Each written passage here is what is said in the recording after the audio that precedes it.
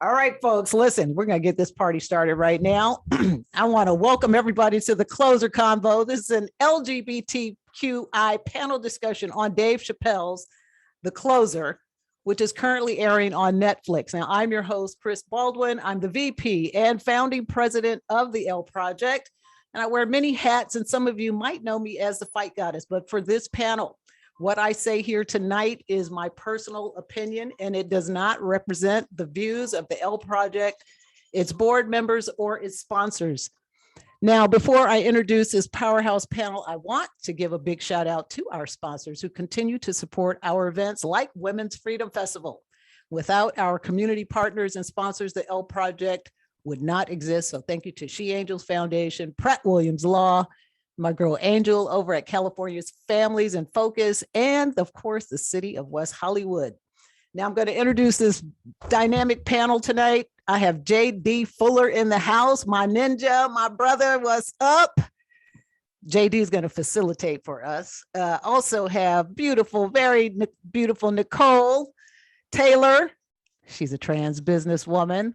We've got Deven, the comedian, Deven Bouchet, comedian. You can find her in comedy clubs all over Los Angeles, and my buddy, filmmaker and musician, Vonyse. You guys, welcome to the panel. Thank you so much for doing this panel discussion. Now, you know, we're going to just jump right into the question, why are we even having a conversation? JD, I want to pose this to you right now. Why are we even having a conversation about this particular comedian and his work and his attack pretty much on the LGBT community? Now, you said something very deep and you thought it's because he's a Black man. Explain that to me. Basically, I think that when there's noise made, in particular from the LGBTQ plus community, it tends to become a race conversation.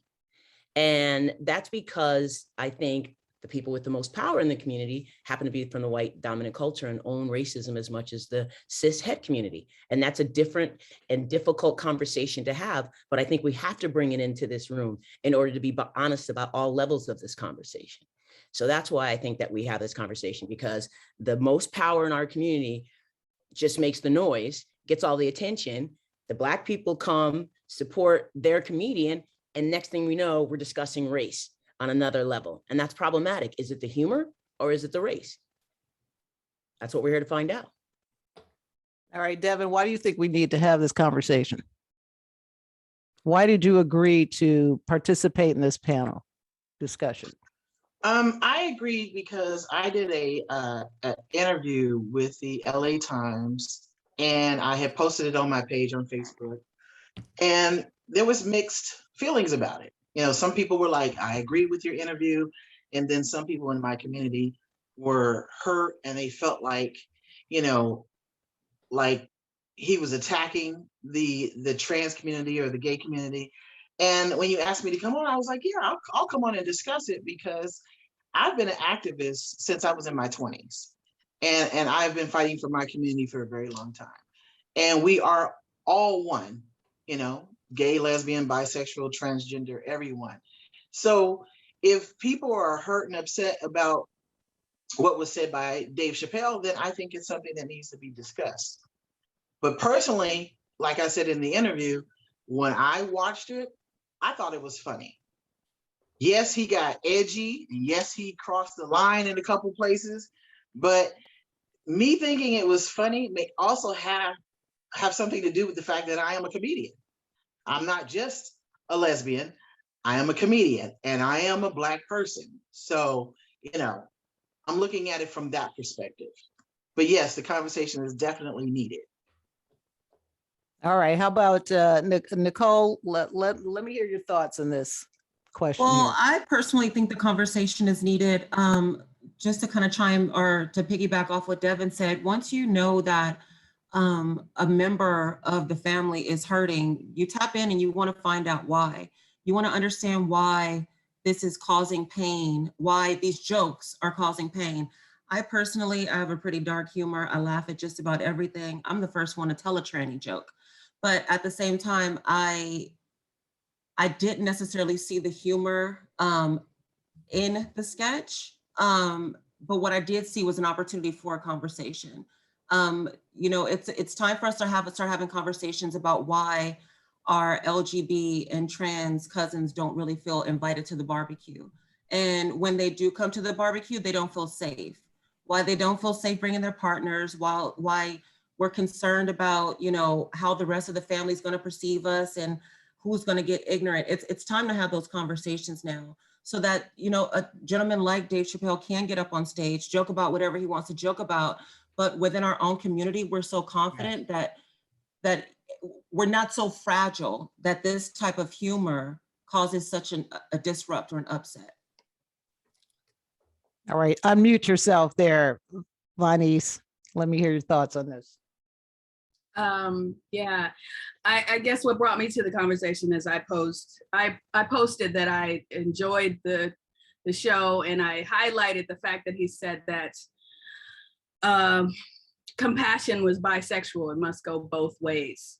And I thought that really summed up what I took from the entire stand-up, was that he was asking people to, on both sides, look at who they're being and how they're being to each other. So even the intercommunal attacks that we do sometimes to our own, as well as, you know, whether it is Black or trans, you know, we ask for something that we want, and then sometimes we get it and we don't like the packaging, so we attack the packaging instead of the content and what good can come from it. Because I'm one of those people who feels like yin cannot exist without yang. And so everything is about the spin. However you want to look at it, whatever animal you want to feed, that's the one that's getting fed. So if you want to feed the negative that he brought up, then that's what'll be fed. But if you want to pull out those positives, then he opened up the opportunity to elevate a higher messaging. He actually brought the conversation in a way that you're not preaching to the choir. Now you're preaching to the lives that need to be saved.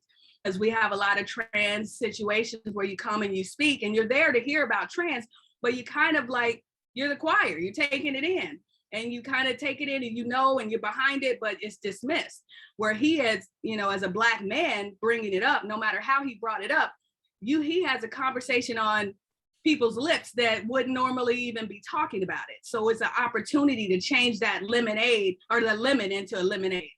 And so it's whatever beast we're gonna feed. And I wanted to support that aspect of it. Chris, you want to get in on that before I just, yeah, I'll definitely, because after I watched this show, because I wanted to see what the hoopla was about, you know, I stand in solidarity with my trans, and I believe that, you know, we should be able to laugh at ourselves. But when I listened, I could barely listen to it first because it was difficult to get past all the N-words and the bitches. So, you know, put that aside, when you get to the gist of his message, I thought he was intellectually dishonest.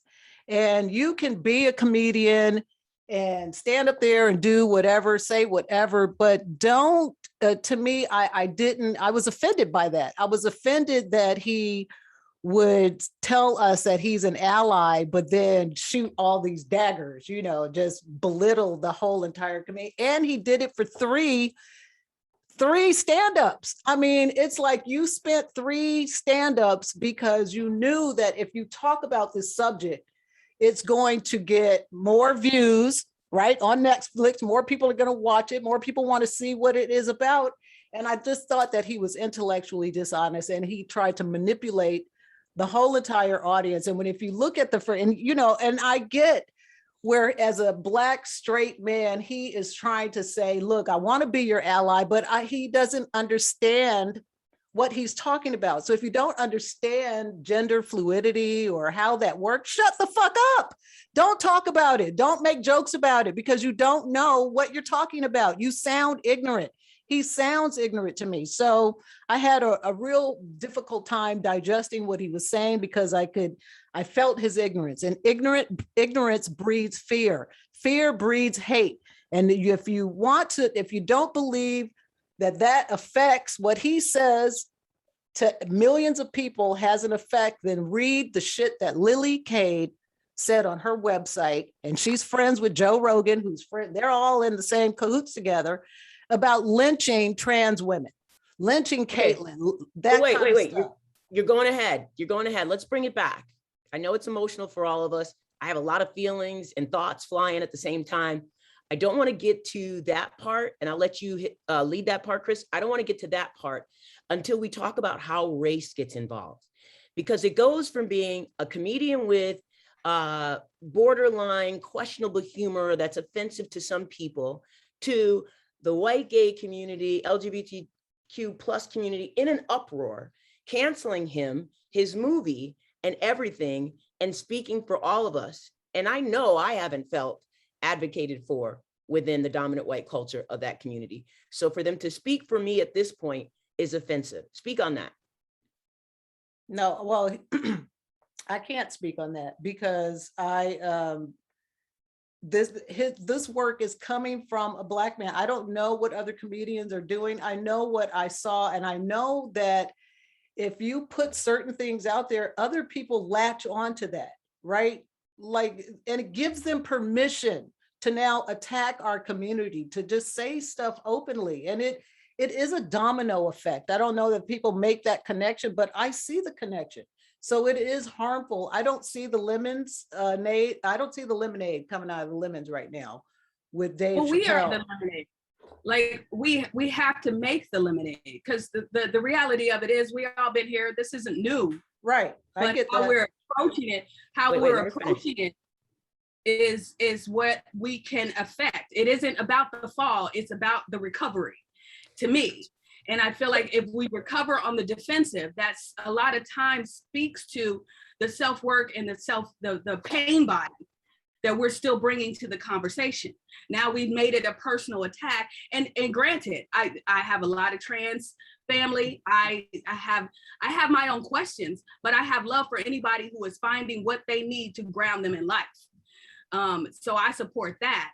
But I'm not gonna act like I don't still have questions for, where it's coming from, what led you to your choices, and how do we get you safe if we can't talk about it? If I'm in a conversation with somebody and I'm trying to come at it from what I know, and you're immediately attacking me and shutting me down, I have not grown, I have not learned anything, I can't take it anywhere. So I feel like we had an opportunity to make the lemonade, to take it somewhere. The window is open. Let's get some information in there. But here's the thing that you're saying that I just want to emphasize, because I hear where both of you are coming from, but I do want to emphasize the fact that you're talking about a conversation that could have been had within our community, right? And I'm talking about people of color, LGBTQ plus community. I sincerely feel that's where the conversation should have started. We should have had a conversation amongst ourselves to decide how we were going to deal with this. And that is the opportunity that was created. Instead, what happened is the white dominant culture took a hold of it, and then it becomes a race thing. And then the point that you're talking about, that door that's open, has now switched from how are we more trans friendly to this is what the white people are doing with the Black people, this is what the Black people are saying about the white people. That's an opportunity missed and as far as like what Nicole said, in terms of our own community. How do we grow stronger and more honest and clear about who we are, what we need, and how to keep our trans of color safe, just like we are talking about within the wider population? Well, why don't we talk about all of it? I mean, I don't appreciate when having gay white men in my face speaking with a Black woman's affectation, and I'm supposed to, because you're gay or we're family, I have to accept that. I think it's unacceptable. I think if we're going to go into blackface, that's blackface. Do not do what you think how you think I should talk stereotypically it back to me, or it to my face as a icebreaker. That's how I feel. But if we're gonna have these conversations, let's get it all out now, because we let it go for so long that it is time that we start addressing all of it. But right. Okay, let me let Nicole in here. Go ahead, Nicole. Likewise, talking about a trans woman's vagina and calling it beyond meat or impossible meat isn't necessarily the icebreaker for the conversation either. And whether we got into this conversation, we're making lemonades, but I don't believe that was his intention. And even though he said, you know, compassion is bisexual, the message didn't come across, the sketch didn't come across as compassionate. It wasn't compassionate of the Black trans women who have been getting killed left and right by Black men. It wasn't compassionate of our experience. Nothing was, and not that I ever have felt that Dave Chappelle has been a compassionate comedian. I don't think that he is at all. Yeah. I think that he lacks tact. I've never been a fan of his, but if understanding is the way, is where we need to start in order to have this conversation, then, you know, sit down with a trans woman, you know, be a part of trans groups. There are Facebook groups, Instagram, there are groups everywhere where you can jump in and speak to someone and try to get a more, a clearer understanding of their life, of their path, of their choices, without going on stage and making a complete mockery of everything, of their existence. But Dr. Fuller, to answer your question, I think Dave Chappelle brought race into this. So Dave Chappelle, in his sketch, went on to say, as he does all the time, he's always talking about white people, why we didn't think, or why he never thought that white trans people, and trans people probably being one of the most sensitive groups right now, why he didn't think that they would feel attacked, you know, is beyond me. I feel like he knew that it was coming. Like you said, or like Chris said, you know, he wanted to get some controversy. He wanted to get some attention. I just think that he went about it the wrong way. Again, this conversation needs to be had, but I don't think it was his intention. And that's my issue with it. I don't necessarily believe in cancel culture. Right. I think that he has a right to say whatever he wants to say. You know, a couple of the jokes did make me chuckle, but we do have to think about the fact that had a white comedian gone on the stage 5 minutes after George Floyd and made "I can't breathe" jokes, like, it would have been completely unacceptable. Trans women are getting burned alive in cars. Like, it's completely unacceptable. Like, we shouldn't be up on stage joking about their genitalia. It's just not, you know, and saying that, you know, that you're an extreme radical feminist, and essentially saying that you don't accept or acknowledge them as women. Like, so much about his sketch was completely contradictory. He contradicted himself with his words versus his actions. So I don't know. I feel a way about it, but I don't think that he should be canceled. And like Vonyse, is it Vonyse? Vonyse. Vonyse, like Vonyse is saying, I love the fact that we are now making lemonades of this conversation, regardless of how it started, how we all feel. I think the goal is just to make lemonade at this point. So Nicole, thank you for the compliment of calling me doctor, but I'm actually a licensed clinical social worker. But thank you so much. I appreciate that. All right, Dr. Fuller. I take the compliment, but you know, your point of view and your personal perspective is so important, Nicole. It's so important. We can't have a conversation without the personal experience that you bring to the table. And I feel two ways. I do. I feel conflicted. What we have to remember about psychology is that if you can't hold conflicting feelings, then that's problematic in your own psychological development. It's okay to be conflicted. We don't have to take one side or the other. I feel a lot of ways about the white, gay, LGBTQ plus community, if you hadn't noticed. I feel a lot of ways. Every time a trans woman of color is killed, I post on my page and I said, where is the loudness that created gay marriage? Where is it? Where are all the white gay males talking about marriage now? Because I don't see any of you posting about trans people of color being killed. So I'm very adamant about calling them out all the time on that. But yet when this conversation comes up, or when you want to march and change the language to trans Black Lives Matter, now you're all showing up. But I didn't necessarily see you at the Black Lives Matter marches. So I feel two ways. I think it was funny. I think he's got some humor. I think he is provocative. That's what he does. But I do not think he should be canceled. And I hear everything all of you are saying. I want to give you a chance to get back in, but I wanted to acknowledge your personal experience and let you know it's so important here. And I appreciate that. No problem. Thank you so much. If you want to keep calling me doctor, go ahead. Nobody needs to know that. Deven, let me get Deven in here. She's been so patient. Go, Dev.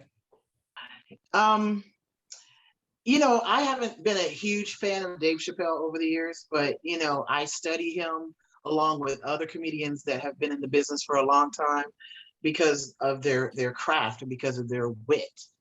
And when I watched this, I actually had to watch it twice. And like I said earlier, there are certain parts of it that just really cross the line. But like I said in the LA Times interview, if you're gay, you can get on stage and talk shit about straight people. If you are Black, you can talk about white people. And if you are Black, Jewish, and gay, it's like open season. It's like you can talk about everybody. So when Dave Chappelle, went in on the trans community, I'm thinking to myself, my original thought was, when I heard all the blowback, I'm like, he really doesn't have that much power. Now, someone on here said something about a domino effect. Who said the domino effect? Was that you, Chris? Okay. So I thought to myself, I don't give him that much power. I just don't. I thought he got up, he told his jokes, and when I started hearing the blowback, I was like, oh, my people are hurt. So we need to have this conversation. And I really would love to sit down in a trans group and talk and really hear what they have to say and how they're hurt about it. But when he told the joke about punching the lesbian in the titties, I died. I thought it was so funny. I wasn't offended. I didn't take it as him saying, go out and gay bash a lesbian. It was a straight up fight between two people. And I guess one of the ways I look at it, is that I have been gay bashed unprovoked, minding my own business, going into a gay club where a man approached me and I said to him, I'm not interested, I'm a lesbian. And I got hit in the jaw and beat up, gun pulled on me, knife pulled on me, all of that. I'm so sorry. Thank you. But the thing is, Dave Chappelle telling a joke about, getting in an altercation with a lesbian, I can laugh at that. And I'm thinking to myself, the trans community right now is so sensitive because so many horrible things are happening to them. That's probably why they couldn't laugh at it, because right now, nothing is funny to them because they are being murdered. The relationship is It's a very serious situation. No, but I don't think, because he's not in our community, I don't think he's on that level of being sensitive. But when he reached out, I don't know if you heard this last thing that he said, that he was willing to bridge and to reach out and to have that conversation.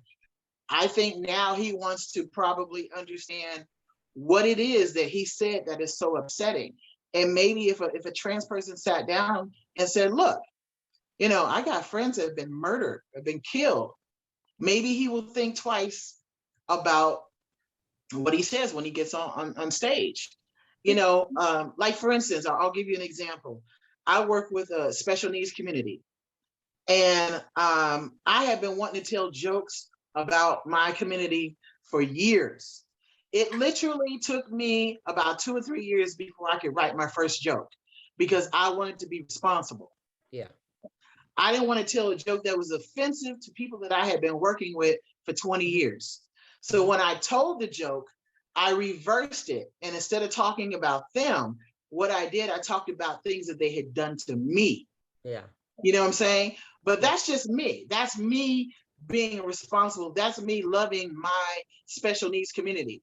But see, Dave don't have that type of love for us, because just because he had one friend, Daphne, it doesn't mean like he was close. It doesn't mean like he got a bunch of transgender friends. He doesn't know our struggle.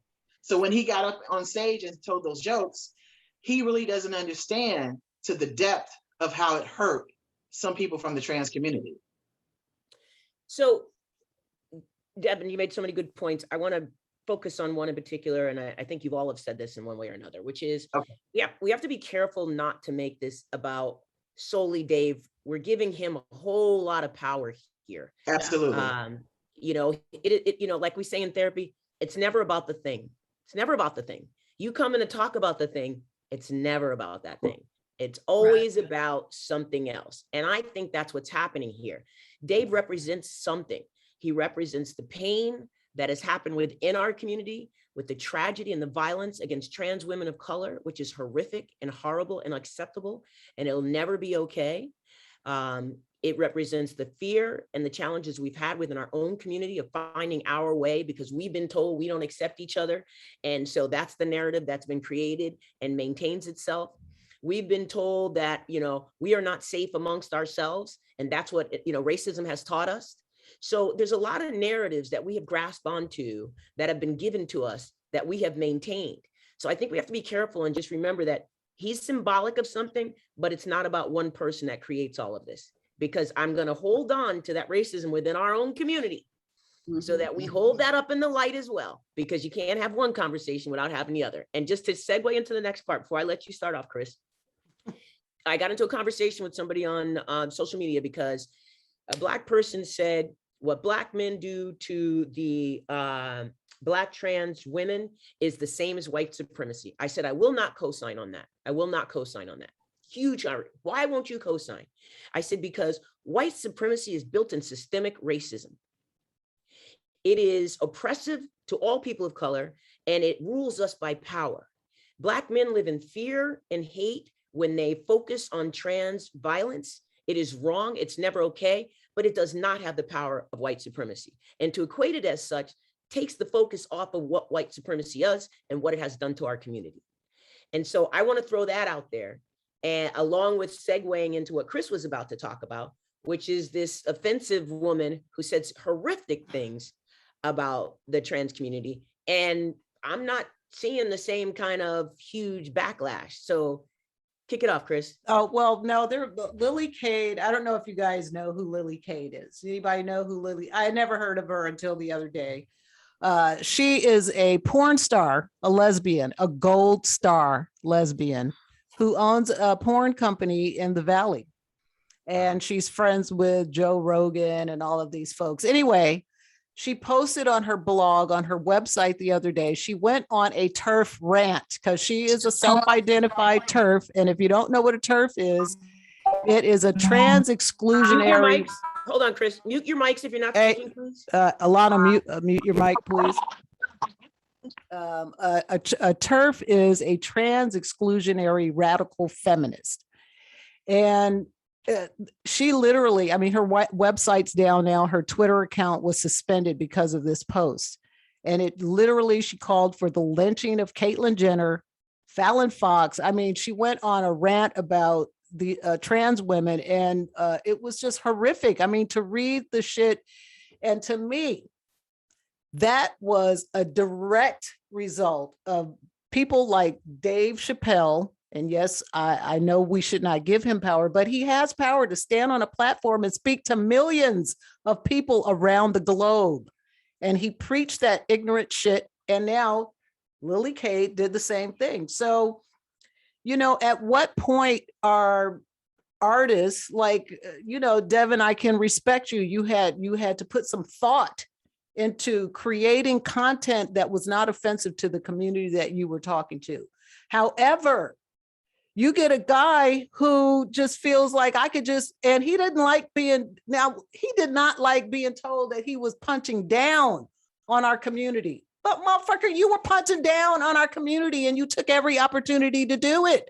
So that's the other aspect of how it's a domino effect and how one thing leads to the other. You cannot, yes, we could talk about this is race, that they pointed him out because he's a Black man standing up there, but what other white comedian, tell me what other white comedians have said the shit Dave Chappelle said? Unmute yourself. Yeah, I got it. Let me just say one thing about that. Maybe not a white comedian has done that, but there is definitely a white community that has done that. And they have not been under the same fire at this level to be canceled the way he's been canceled, strictly for comments that are offensive to parts of the LGBTQ plus community. So I just want to clarify that. And I hear you, Chris. I feel the fire. I want to validate what you're saying. I'm not minimizing it. I just want to add in the fact that white people get away with a lot of shit that's been said that goes unnoticed, unchallenged, and just kind of gone past because of who runs our community. And when I say our community, I mean the entirety of the LGBTQ plus community. Well, who's the king of the gay white men? I want to talk to that motherfucker. That's what I'm saying. That's what I'm saying. Vonyse, I saw you chomping at the bit. What's going on over there? Oh man. I guess I'm agreeing with you a lot more, JD. I don't think Dave Chappelle deserves as much power over people who are just solely spewing hate. And after having watched Dave Chappelle for most of his career, like I've taken in most of his stand-ups and the things that he said and the way that he comes about it, I don't think it was completely thoughtless. I just can't get there with him. And like watching him on a Iconoclast, when I don't know if any of you have seen his Iconoclast with Maya Angelou. And having her, ask him questions and dive into his background, his family's background. I don't think that he did not think about what he was saying or how he was approaching it.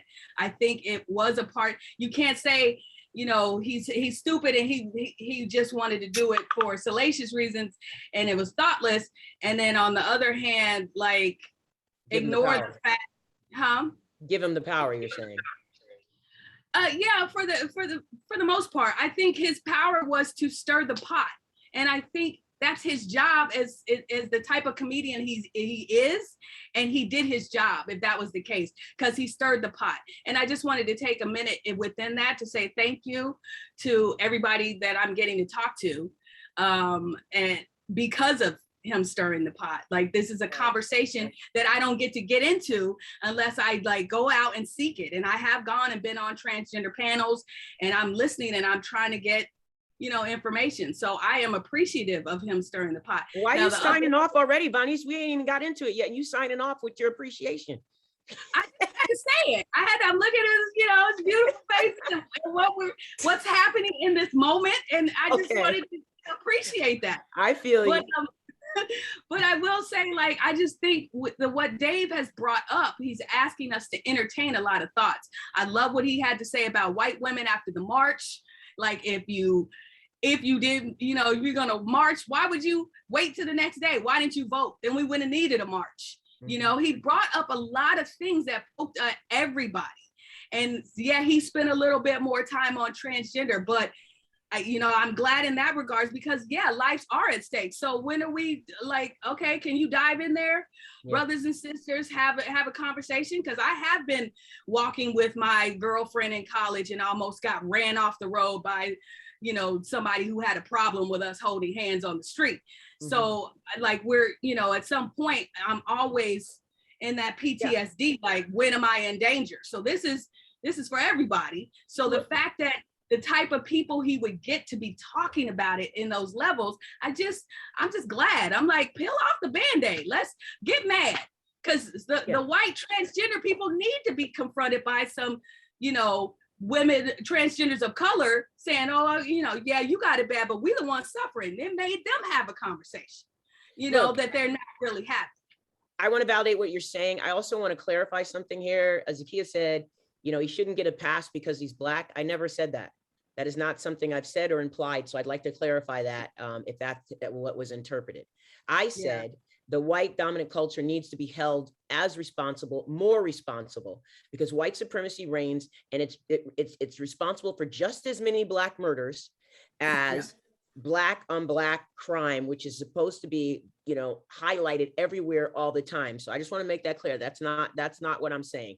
I'm saying white supremacy is a problem as much, if not more, and we need to focus equally, if not more, on that. So I just want to clarify that.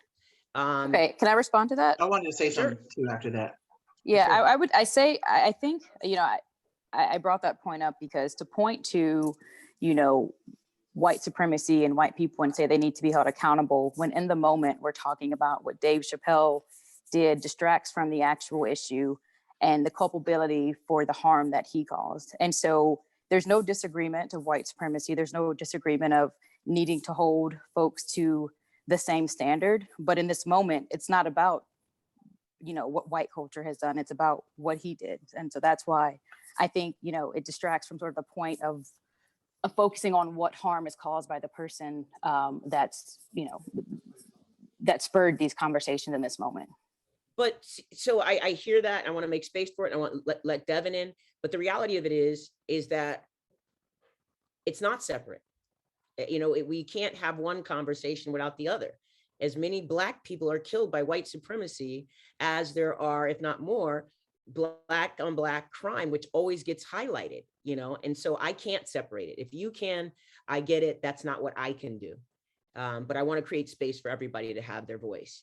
Deven? I just wanted to say that as a comedian, I don't want to be muzzled. I've done shows before where the audience wasn't very receptive to me because I am a more masculine a lesbian, and I've gotten up on that stage and followed straight people and got up and told the same jokes I've told in other places that were, you know, where people thought they were funny, and it was crickets. The whole room was completely silent.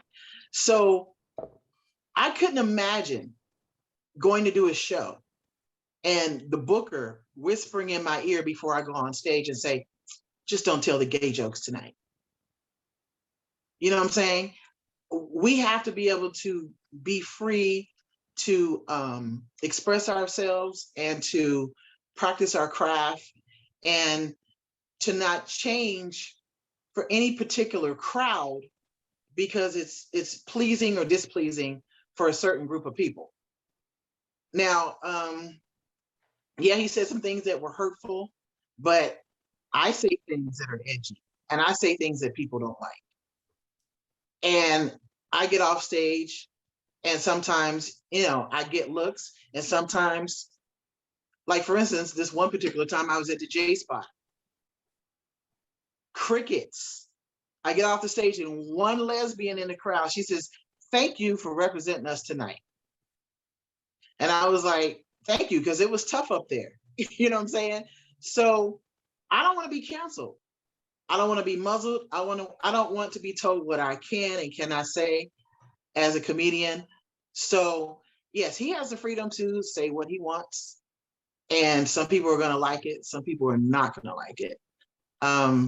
But as far as I'm concerned, I love my community, and I'm glad we're having this conversation because I'm learning more and more about how deeply this particular thing, the closer, cut.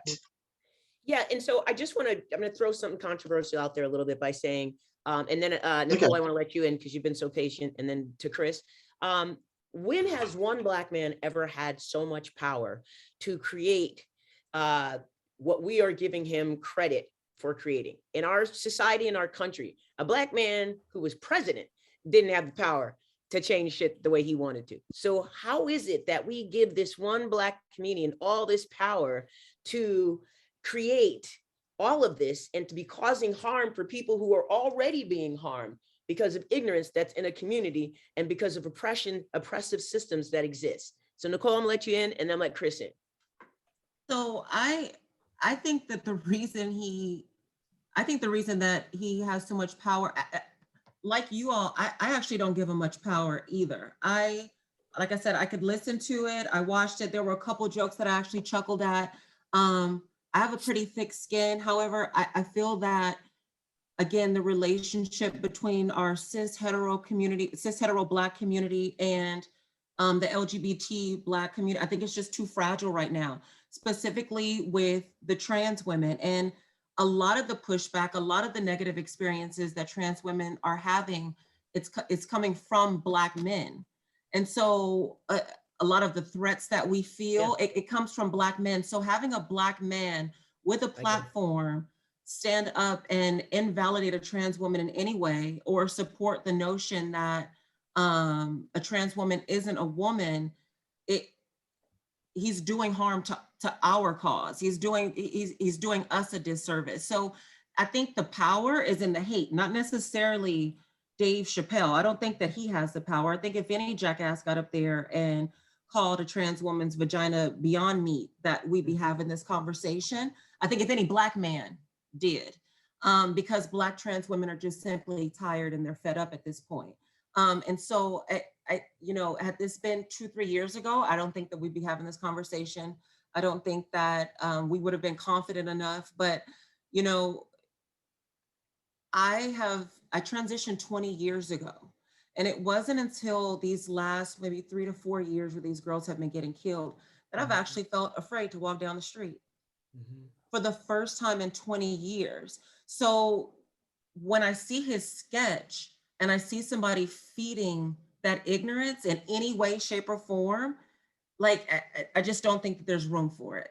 But again, I don't believe in cancel culture. I don't think that he should be canceled.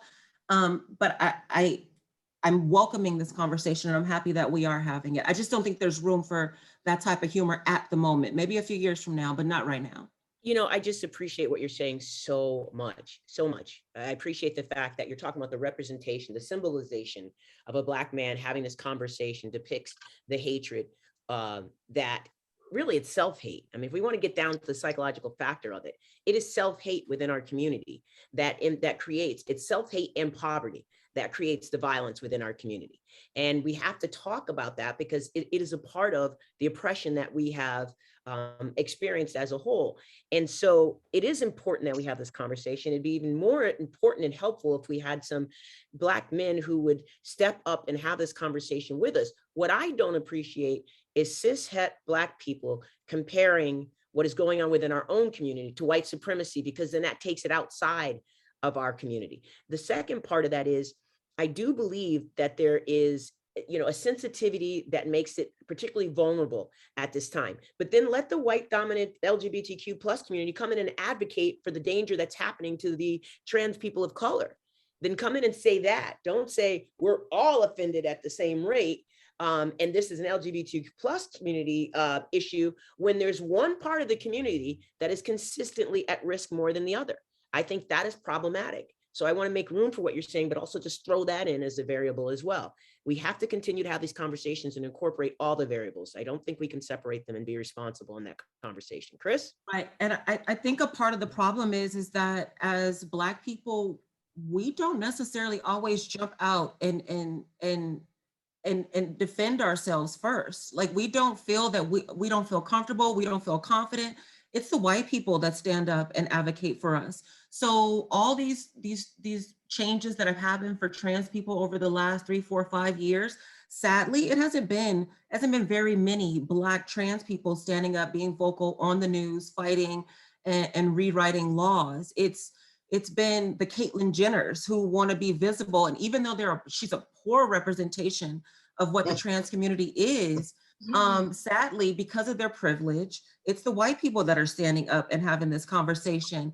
And the Black people don't necessarily feel, because if I got up in a room full of Black people and started talking about trans rights, I'd be afraid that I was going to get my ass whooped. But if a white trans person stands up in a white room full of people, or even a room full of Black people, and starts talking about trans rights, the Black folks would be too scared to say anything to the white person out of fear of what might happen. You know what I mean? So it's just white people are always taking that initiative, and we just don't necessarily do it. So, that's why they're. But Nicole, I don't want to call it initiative. I want to call it privilege, because then it negates the oppressive factor. So I don't think it's initiative and, it's so difficult, so I'm going to do it. It's part of the access that is assumed with owning racism. So they're utilizing their privilege. That's it. Go ahead, Chris. And the Vonyse, I see you chomping at the bit. All I was going to say is the Netflix platform is the power. Because if Dave didn't have that platform, he wouldn't be able to spew that ignorance to millions and millions of people around the globe.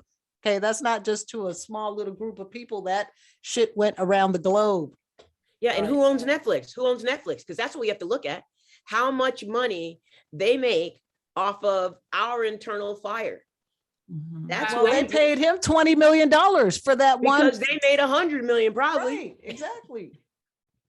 But look at how they're utilizing it. I mean, you said it went around the world. We're having conversations that need to be had. A lot of the issues I feel that we have to this day is based on our silence. It's based on our fear. It's based on the fact that we're waiting for, dare I say, quote unquote, the white savior to speak out first, so that we have some validation. So you had a Black man, cis male, bring up some stuff that not only one group of people is going to hear, or not only one of, it went around the world in a wave that created conversation. Now I feel like if you were scared before and you're scared now, because it's still here. But if we face it and like bring the humanity into it, like at the end of his joke, talking about his transgender friend and the fact that she bombed her set, but she stayed and she faced the music and was out in the audience. And then she told one little joke and won the audience over with who she was, not what she had done, but with her personality, from a place where they could accept it just, you know, as her humanity and her fearlessness of like, okay, I bombed it, I'm gonna stay and I'm gonna enjoy this with everybody. There's nothing for me to be ashamed of. I thought that was a powerful way for a Black man to express to even other Black men, to have that opportunity to put a face on that we're just people. And we do fucked up shit to each other, excuse my French. We do say awful things and we can be messed up, but here's a platform for me to address that.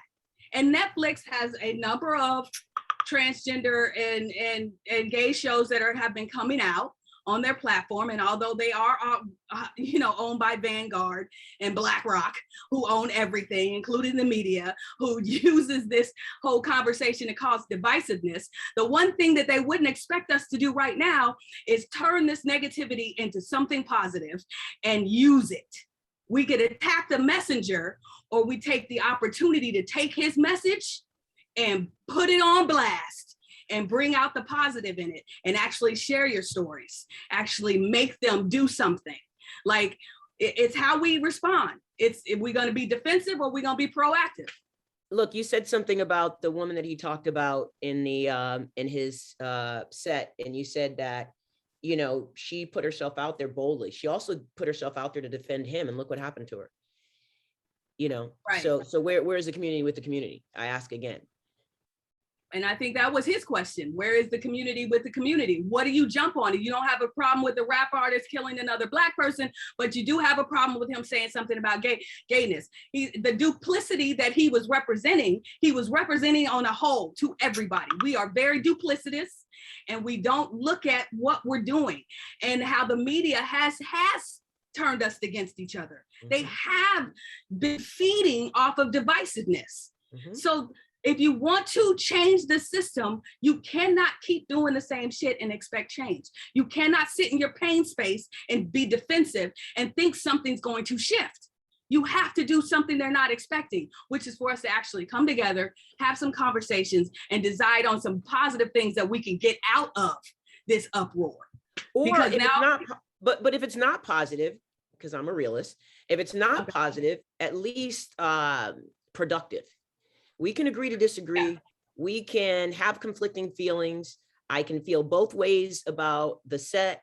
I can also still continue to push my agenda of the, you know, look, let me put it this way. When we all came out, you know, pretty much everyone I know, we ran to the white gay community because the flags were waving, come on over, we got you, we're all one, until the race issues start. Yeah. Now, all of a sudden, I don't see the same representation, protection, defense, conversation. And I see that as a part of a systemic issue that we need to address so that we create safety for people of color to have these conversations amongst themselves without being checked on, watched to determine if we're having it correctly. This is our space. We're having it with each other. And we don't need white saviors. We need abolitionists. You know, we don't need allies. We need abolitionists. Mm-hmm. And that is the problem, is there's too much talk about allies and not enough about this is what I'm doing, which is what an abolitionist is. Anybody? Oh, I'll let somebody else go, but that was beautiful. All of that. Thank you. I agree. That was wonderful. Damn, I didn't mean to silence the room. Shit. Yes. No, it was deep though. It was deep. You hit the nail right on the head. Exactly. Exactly. Yes. So where do we go from here then? So the next, that's because I did want to have this open, honest, difficult conversation. And I love that we are, playing both sides. JD, you're really good at that. Thank you. So where do we go? What's the next step? How do we keep the ball rolling? Because, it is about, like Malcolm said, you can't hate the roots of the tree without hate the tree. Right. So we gotta deal with racism within the LGBT community. So where do we go? What's the next step? What do you guys think? I want to know who Dave is sitting down with, who he agreed. He hangs out with people like Joe Rogan. This is the problem. Joe Rogan is a guy who thinks he's he's this pseudo intellectual dude that is just, to me, it's just. And another one who has a million gazillion followers and a huge platform on Spotify. So they make and they're in another tax bracket. So when you get to this other tax bracket, you feel like I could just say whatever the fuck I want to say. Yeah, and I'm not even need to consider your feelings. But I also wonder who Netflix is going to pick out for him to talk to. That's a part of the divisiveness. Who are they going to select? Apparently it's going to be their transgender employees. It's going to be an employee conversation. It isn't going to be a community conversation. Yeah, that's the problem. And based off of what I've read, it's also going to be, he wants to hear what they're saying, but he's also firm in he's standing by everything that he's saying in his sketch, which is really interesting. So it doesn't seem like he's actually going into it with an open mind, but he is going to be receptive. And I'm not really sure how you can do both, but maybe he can. Well, you can't really be firm until after you hear what everyone has to say. Yeah. It also matters who's sitting in front of them. I'm telling you, it's a setup from the get up. Right, because if can we protest though? Can we demand to hear who he's going to sit down with and make some suggestions of who should be included? Like we can act on them.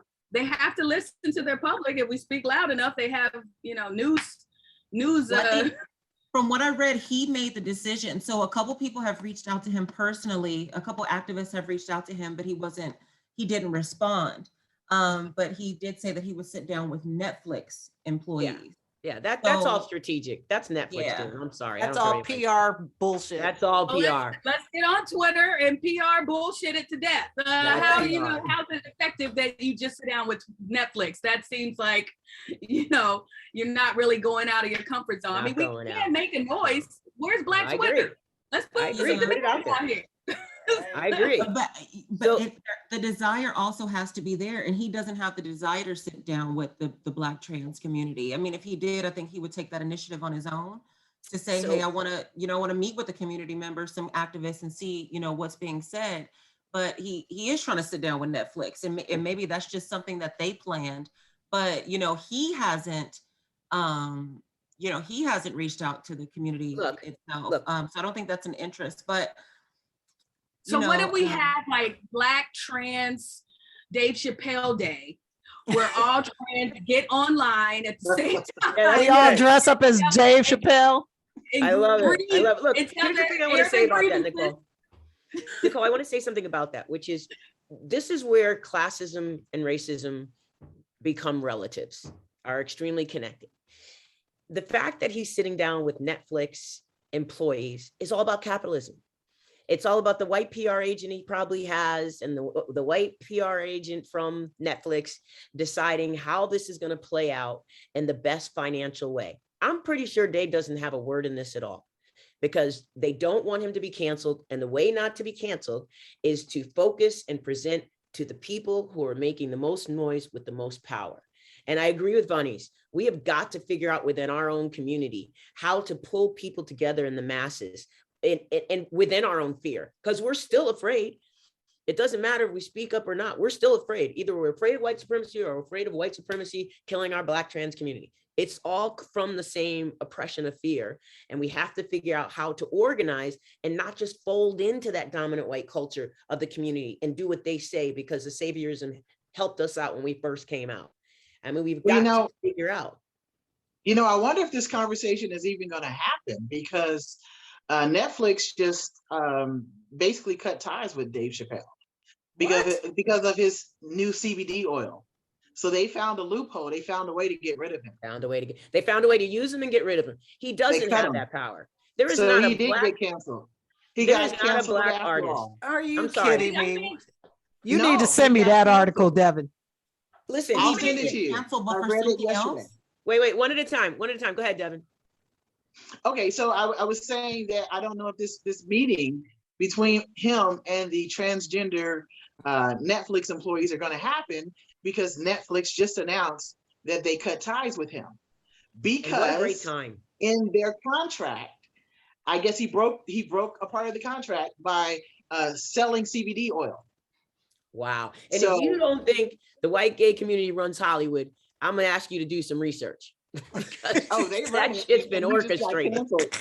He got canceled. Who's the king of the gays? We need to talk to the king of the gays. I'm telling you, that Oh, shit they is got him. so real.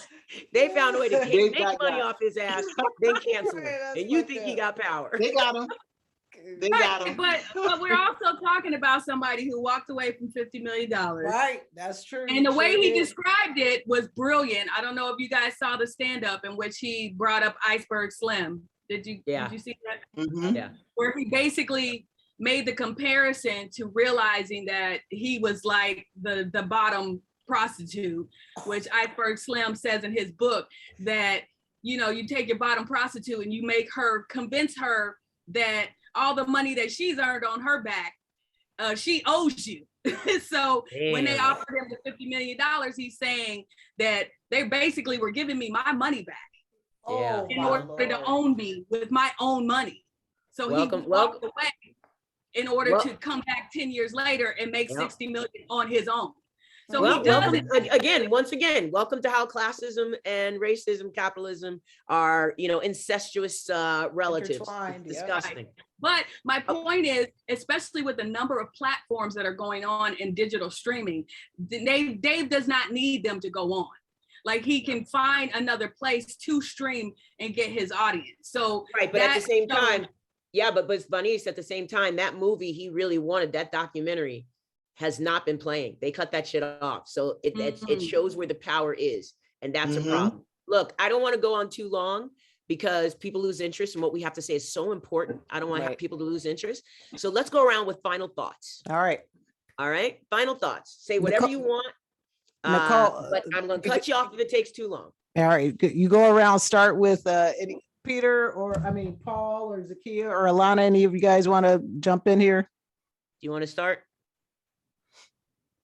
Yeah, this is Zakia. I think the part that I would have wanted to dive into is we keep saying that, there are all these other factors and these powers that are, making these decisions for Dave and, controlling this and controlling that. But it's all of that just takes away from the responsibility, right, of him and his own actions, right? You can say, yes, white gays own Netflix, Hollywood, whatever the thing is, and all of that. I have no doubt that that's true. But he still made the decision to go on stage, to do that, to not have a conversation with Black trans women, right? So everything that follows. So it's acting as if there's like this puppeteer that's controlling all of that, and he can't do anything, right? And he proved by walking away a few years ago that he does have that power and ability. So I just wanted to talk, have more discussion on like his responsibility in it, and not just, they're the white gays in the system of, racism and this and that, right? Because all of that is true, but it can also be true that he also, I guess, just missing the point of his responsibility in it, and sort of taking it away of like the system of oppression and this and that is the reason or the cause or the whatever, the overpowering thing. And it's like, yes, that can be true, but he can also still be, responsible, the responsible actor in it. So Okay. it was a great talk. Enjoyed it. Thank you. Thanks, Zakia. Yeah, thank you. Alana, you getting in on this? Sure. Final word. I'm just going to speak from a place of let's just say family, right? Like my relatives. And he influences people. Mhm. He has the power to really take a position, and that position can influence Black cisgendered men. It can also influence all cisgender men who watch him, who are his fans. So I just worry, and this goes for, I respect all comedians. They are powerful influencers, right? Their job is to get us to engage and have conversations as we're doing right now. And that could be used to make it more challenging for folks in our community to be seen. And I worry that sometimes the people that I love, who are my siblings, who are dear to me, are watching him and reading it as it's okay to see our trans family a certain way. It can get misinterpreted. Those of us who see the complexities like JD, I get it. I hear you. I love your expansiveness around these various systems of oppression that we are influenced by. But when we get to the nitty gritty and to the very simplistic aspect of it, where folks like my relatives who are not looking at the larger picture, they just hear, they see, they listen, and they anchor into that. And then they respond out in the world. And that's the part that concerns me. So that's it. Thank you. Who's Thank up you, next? Alana. Devin? Dev, you want to go? Yeah. Final word. I appreciate that comment because a lot of times when I think about things, I think about how I would respond. I'm not easily influenced. So when I hear people say things, it just kind of rolls off of me. So when you just made that comment about, other people in your family listening to it and then taking it out into the community and maybe acting on it. Yeah, when you think about it that way, I don't know, you know what? Like the whole thing with the whole Trump thing, when he caused the insurrection. Cult. I was like, now that's power, political power, followers, people with no brains whatsoever. So when I looked at Dave get up and make that statement or many statements, I thought, yeah, people just kind of laugh it off or whatever. But, when she just made that comment, I was like, yeah, I guess it will influence some people, especially young people, and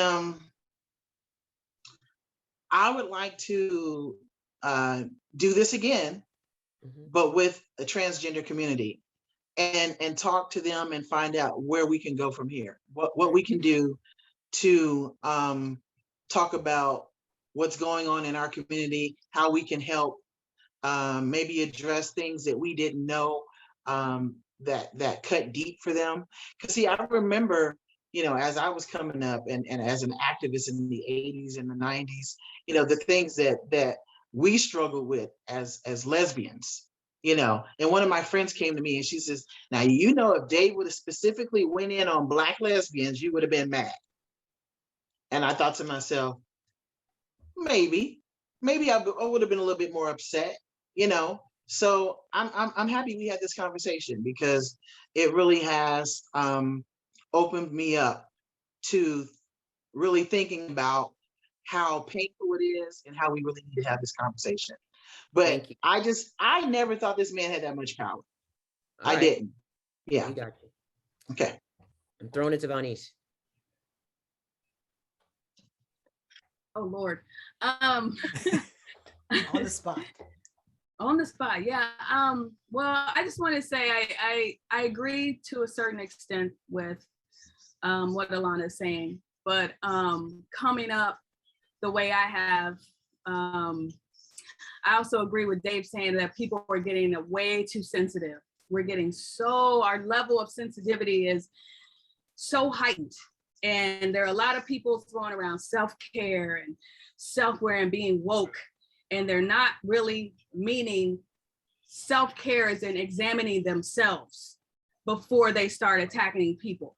They've taken it self-care is let me go around and tell you how you wrong and not deal with myself. And I think it gets dangerous when we over coddle or over empower.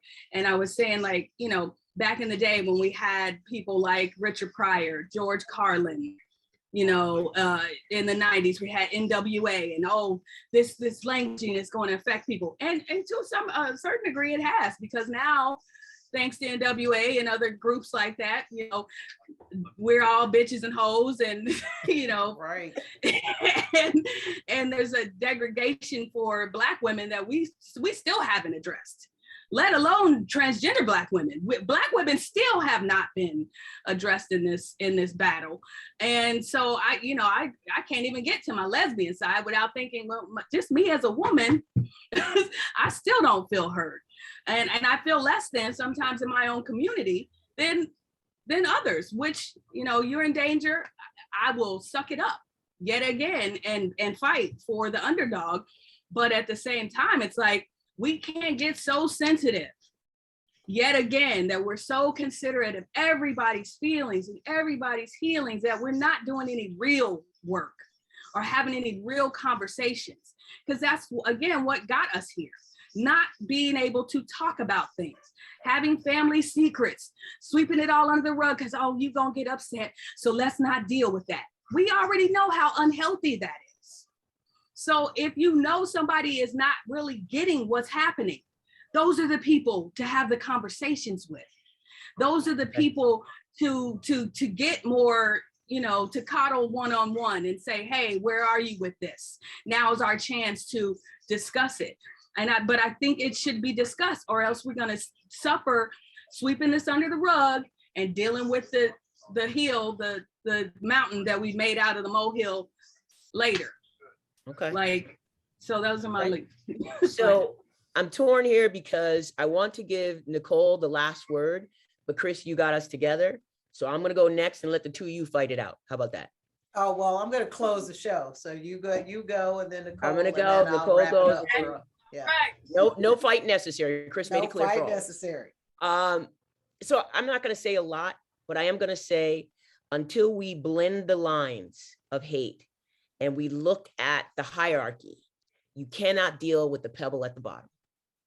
So in my eyes, Dave is the pebble. He represents something, but there's a whole lot going on up top. You can't be linear in your focus, because then we lose the systemic problems and more people are in danger. And that's not okay for our community. I stand with my trans brothers and sisters. I feel your pain, and I'm sorry you're hurting, and I want to do whatever I can to support you. And I want to prioritize my own community. Exactly. Nicole? All right. So I want to thank all of you for being a part of this conversation, for being receptive to this conversation, and for also, it seems like everybody wants to encourage more discussion around this topic. So that, for me, that was the most fulfilling part of this conversation for me. It's not about canceling Dave Chappelle. It's not about, you know, the jokes not being funny. It's about the rest of my community and the rest of my family really trying to sit down and understand why this affected us the way that it did. Why, you know, why we feel the need to defend ourselves against, you know, jokes, and why our existence is so fragile. So I think it was really, really great for Chris to get us together. I think that this conversation should keep happening. I think we do need to definitely keep making lemonade out of these lemons. And we also need to remember that not everyone has the same resilience that we have. So everybody on this call, we're all very strong. Everybody from 80s and older, you know, we have a different type of resilience. Everything is like water off a duck's back to us. And this newer generation has learned to stop suppressing their feelings and to start speaking their truth and what they're feeling. So it does seem that they're extremely sensitive to us. To us, they come off as extremely sensitive, but in actuality, what it is that they're finally speaking their truth and setting boundaries for themselves. And so right now, what's happening with the Black trans community, it's okay, look, we're being killed by our own men, our own people. we don't even feel safe within our own community, this is now a boundary. This is now a line that we're not ready for you to cross. We no longer want to be reduced to how cute our makeup is, what we're wearing, how passable we are, how voluptuous our curves are, or our genitalia. We're more than that. And we don't want to be, we don't want to constantly be the butt of jokes. And so at this point, you know, I want to encourage everybody to get out and have other conversations with other trans people. Don't be afraid to be patient and curious, because as long as you're coming from a caring, compassionate place, we're always going to be open and ready to have that conversation with you and let you in and help you to understand our experience. But I love you all, and I'm really happy we were able to get together as a family. Let me, before I give it to Chris, I have to do a disclaimer because I'm a therapist and I believe everybody should be sensitive and have feelings and talk about their feelings. There's no such thing as being too sensitive. Therapy is good, therapy works, and we should talk all the time. Go ahead, Chris. That's right. Let's talk about it. You know, you guys, I want to thank each and every one of you guys for participating in this very important discussion. JD Fuller, you can find her at, she's doing a podcast called Change the Narrative. JD, where can they find you? Where can they find you on Instagram? They can find me on Linktree, on IG, Change the Narrative with JD Fuller, and jdfuller.com. Right, I have on. a private practice and I do anti-racism training. And it was a blessing to be with all of you. Thank you so much, Chris, for pushing me. And I'm just kidding, asking me to do this. It's an honor. You know, it's an honor. Thank you. I put your arm behind your back. I'm Nicole, kidding. where can everybody find you? Tell everybody where they can find you. Alrighty, so right now you all can find me on Instagram at the Nikki Within. It's my name right here currently. And from there, you will be able to access my online store and contact me for any conversation, any dialogue that you need to have around community or just anything in general. Right on. All right, Vonyse, where can the people find you? Tell them where they can find you on Instagram. All right, on Instagram, you can find me at More to Say, MORTASAY. That's where I do music, and More to Say Vision is where we do film and content creation. Nice. Thank you for participating. Deven, where's your next gig, baby? Where are you gonna be? Yes. That's a secret. I'll explain that to you later. All right, no problem. All right, my beautiful people, you guys can find me at La Fight Goddess. You guys, please follow the L Project at L Project LA on Instagram and on our Facebook page, L Project LA. Thank you guys so much for tuning in, for participating. We are going to do this again next month. And let me tell people where they can find me. Okay, now Deven interrupt my flow. Twitter, Instagram, and Facebook. Right on. All right. All right. So look, that's all we got, people. We will see you guys next time. This is Chris Baldwin, and I'm out. All right. Thanks for doing this, Chris. All right. Thank you guys. Great to see everyone. Mad love for you. Good to see you. Yes. Bye-bye.